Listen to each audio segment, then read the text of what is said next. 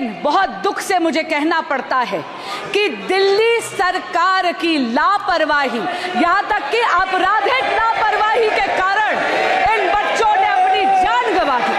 जो दिल्ली सरकार जो केवल प्रचार प्रसार और भ्रष्टाचार में लिप्त है, इसमें इंक्वायरी बिठाई जाए। जहां इलीगल बिल्डिंग बनती है वहां बुलडोजर चलता है। क्या ये सरकार बुलडोजर चलाएगी कि नहीं चलाएगी?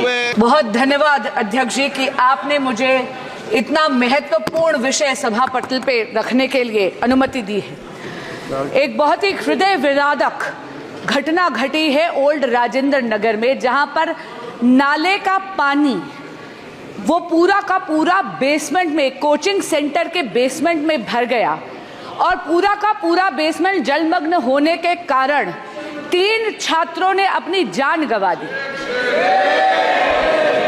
ये बच्चे तेलंगाना, उत्तर प्रदेश और केरल से आए थे। अध्यक्ष जी, ये दिल्ली में आईएएस एग्जामिनेशन की तैयारी करने के लिए आए थे, अपना भविष्य उज्जवल करने के लिए आए थे। लेकिन बहुत दुख से मुझे कहना पड़ता है कि दिल्ली सरकार की लापरवाही, यहाँ तक कि आपराधिक लापरवाही के कारण इन बच्चों ने अपनी जान गंवा दी। अध्यक्ष जी, the cause of death of these 3 students is the utter and absolute apathy of the Aam Aadmi Party ruling dispensation in Delhi.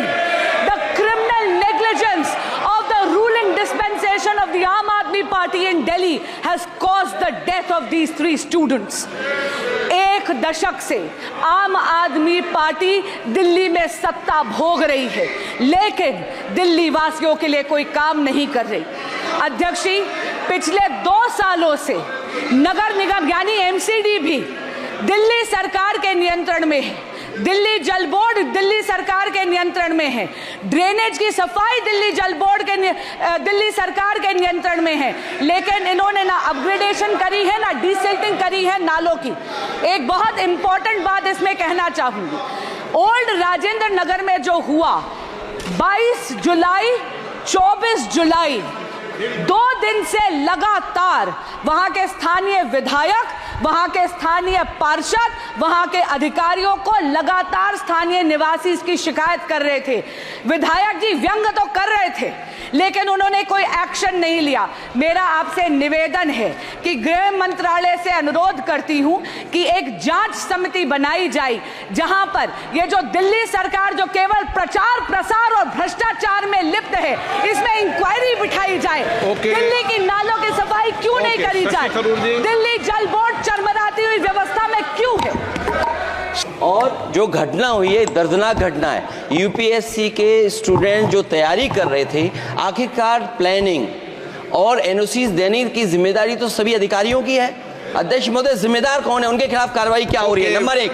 दूसरा, ये केवल एक विषय नहीं है इलीगल बिल्डिंग। हम तो यूपी से अध्यक्ष जी देख रहे हैं, जहां इलीगल बिल्डिंग बनती है वहां बुलडोजर चलता है। क्या ये सरकार बुलडोजर चलाएगी कि नहीं चलाएगी? सवाल इस देश की बच्ची का है, या केरल या बिहार। तानिया हमारे बिहार की बच्ची थी, हम अपनी बहन को बता देना चाहते हैं, मिडिल क्लास की एक बच्ची तानिया, जिनकी मौत कल हुई है, परसों। और मेरा आग्रह इसमें 2 है। मैं ना बीजेपी और आम आदमी पार्टी की आलोचना में, पूरे देश के बच्ची जो 60% बिहार के एसएससी यूपीएससी करने आते हैं या बाहर कोटा, लगातार हमारे कोचिंग, अध्यक्ष महोदय, लगातार कोचिंग का मानक गाइडलाइन गवर्नमेंट के द्वारा नहीं होना, सुरक्षा की व्यवस्था नहीं होना, और एक घटना नहीं, अध्यक्ष महोदय 1 मिनट, एक बार घटना नहीं घटी है, बार बार ये चर्चा आपके माध्यम से उठता है, आप इसको संरक्षित करते हैं, लेकिन इस पर माननीय अध्यक्ष जी